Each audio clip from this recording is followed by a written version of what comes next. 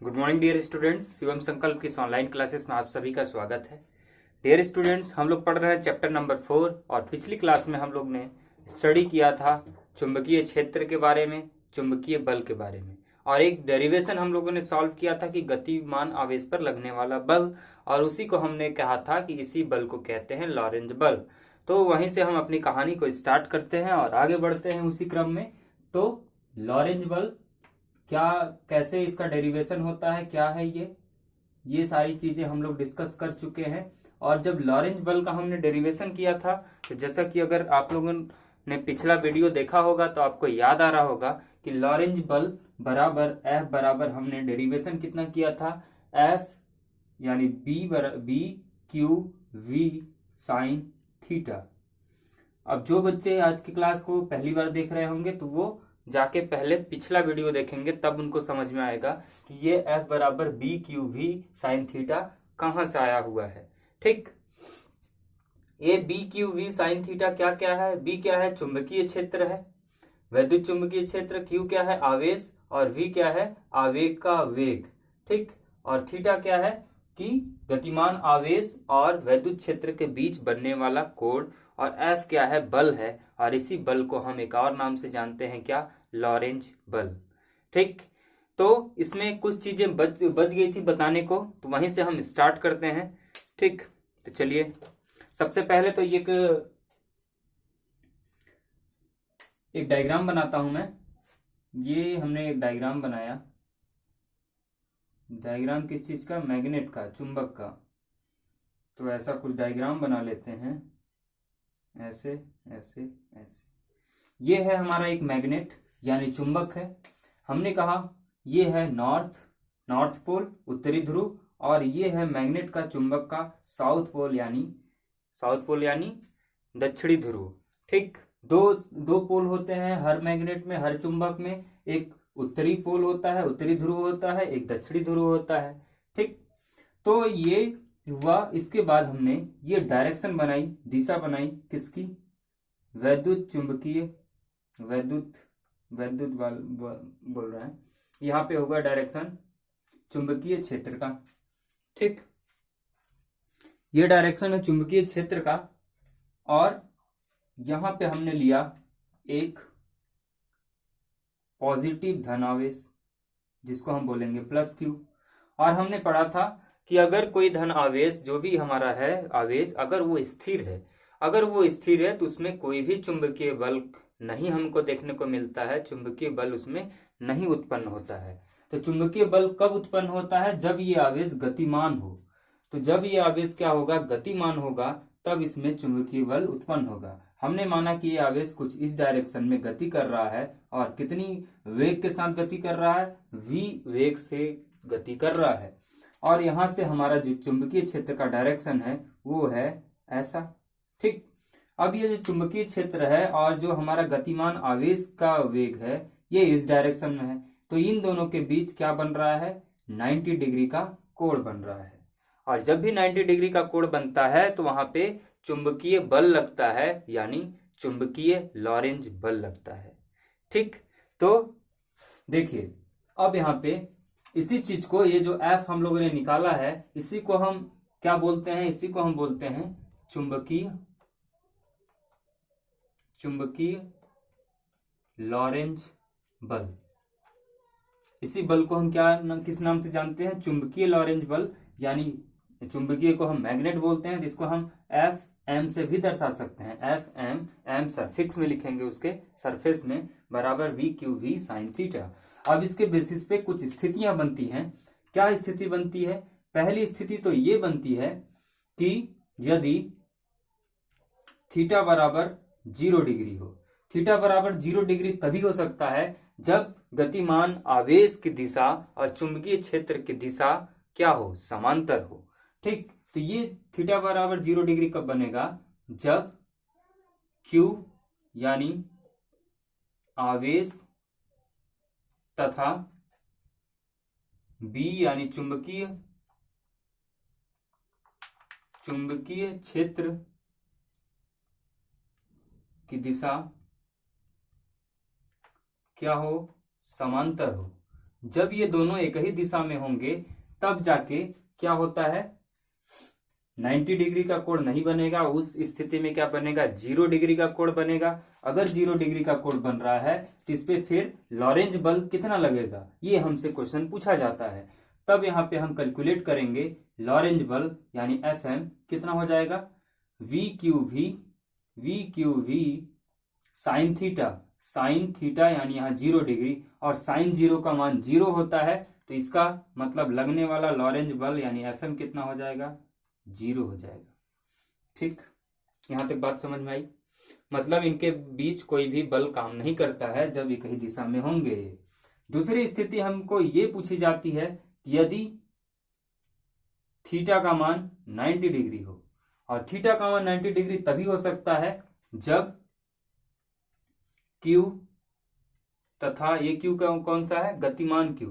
ठीक, जब Q तथा B की दिशा कैसी होगी, अगर 90 डिग्री का कोण बना रहा है यानी लंबवत होनी चाहिए, लंबवत हो। तो जब Q तथा B की दिशा, B यानी चुंबकीय क्षेत्र की दिशा लंबवत होगी, तो यहाँ पे फिर थीटा बराबर यानी 90 डिग्री हो जाएगा। तो ये F बराबर यानी चुंबकीय लॉरेंज बल हमारा हो जाएगा कितना, ये हो जाएगा BQV साइन 90 डिग्री। साइन 90 का मान होता है 1, तो हम बोलेंगे Fm यानी चुंबकीय लॉरेंज बल हो जाएगा यहाँ पे VQV। और इस स्थिति में हमें मिलता है अधिकतम लॉरेंज बल। तो पूछा जाएगा कौन से एंगल पे अधिकतम लॉरेंज बल मिलेगा, तो आप बताएंगे 90 डिग्री पे। और 90 डिग्री का कोण कब बनता है, जब गतिमान आवेश Q तथा चुंबकीय क्षेत्र B की दिशा लंबवत होगी। तो इस केस में हमें मिलेगा अधिकतम लॉरेंज बल। ठीक, अब एक तीसरी स्थिति बनती है। तीसरी स्थिति क्या बनती है कि जब आवेश स्थिर हो। तो हमने पढ़ा था कि जब कोई आवेश स्थिर होता है तो उस केस में कोई भी चुंबकीय प्रभाव उत्पन्न होता ही नहीं है। तो आप उसको एज इट इज ऐसे नोट कर लेंगे कि जब आवेश चुंबकीय क्षेत्र में स्थिर हो। तीसरा केस, जब आवेश चुंबकीय क्षेत्र में स्थिर हो। स्थिर का मतलब वो मूव नहीं कर रहा है, उसमें गति नहीं है। तो जब आवेश चुंबकीय क्षेत्र में स्थिर होता है तो कोई भी लॉरेंज बल काम नहीं करता है। तो हम बोलेंगे तो लॉरेंज बल क्या होगा, तो लॉरेंज बल 0 होता है। ठीक, मतलब गतिमान आवेश का वेग हमको अगर 0 है तो फिर Fm यानी लॉरेंज बल भी कितना होगा, 0 होगा। ठीक, अगर गतिमान आवेश का भी हमको 0 मिल गया तो Fm भी कितना मिलेगा, 0 ही मिलेगा, 0 ही मिलेगा। ठीक, तो ये बातें हैं लॉरेंज बल की, आप इसे याद रखेंगे, एग्जाम में पूछ लिया जाता है। ये छोटे छोटे पॉइंट पूछ लिए जाते हैं, तो आप इनको याद कर लीजिएगा। अब हम बढ़ते हैं आगे अपने नेक्स्ट पॉइंट की ओर, और अब हम देखने जा रहे हैं फ्लेमिंग्स। ठीक, फ्लेमिंग के बाएं हाथ का नियम। फ्लेमिंग ने एक बाएं हाथ का नियम बनाया था, और उस नियम के हिसाब से हम ये ज्ञात कर पाते हैं कि हमारे चुंबकीय क्षेत्र की दिशा क्या होगी। ठीक, धारा प्रवाह जो हो रही है उसकी दिशा क्या होगी, और साथ साथ में जो भी हमें चुंबकीय बल मिल रहा है यानी लॉरेंज बल, उसकी दिशा क्या होगी। तो जब भी हमें दिशा ज्ञात करना होता है चुंबकीय बल या फिर चुंबकीय क्षेत्र की या फिर विद्युत धारा की, तो हम ज्ञात करते हैं, उसमें अपनाते हैं फ्लेमिंग का बाएं हाथ का नियम। तो क्या है नियम, इस चीज को हम लिख लेते हैं और समझते हैं।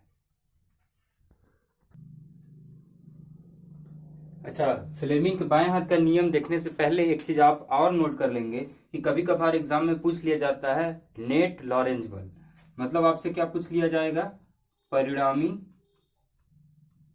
लॉरेंज, इसको भी लिख लेंगे आप, लॉरेंज बल।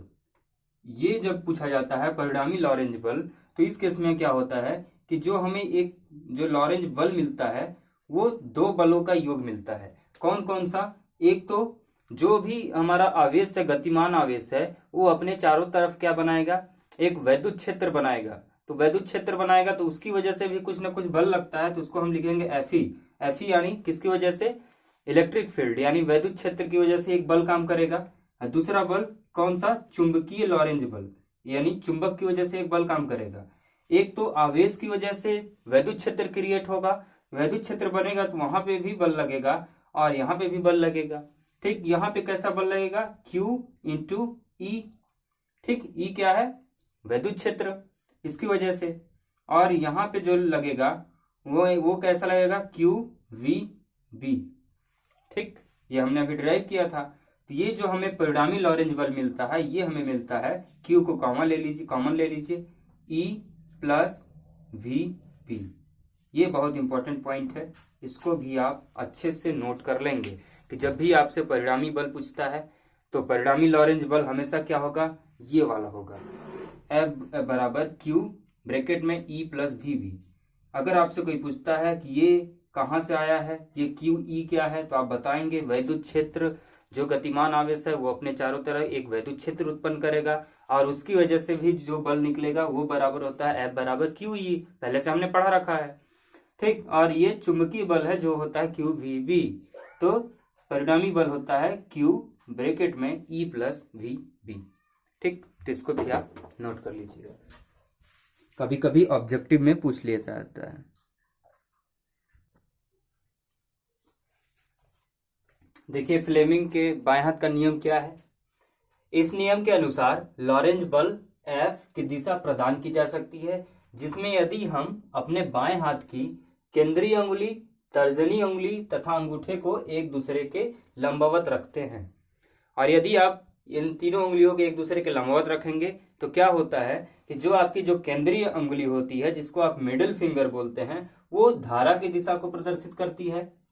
तर्जनी अंगुली, जिसको आप इंडेक्स फिंगर बोलते हैं, वो चुंबकीय क्षेत्र की दिशा प्रदर्शित करती है।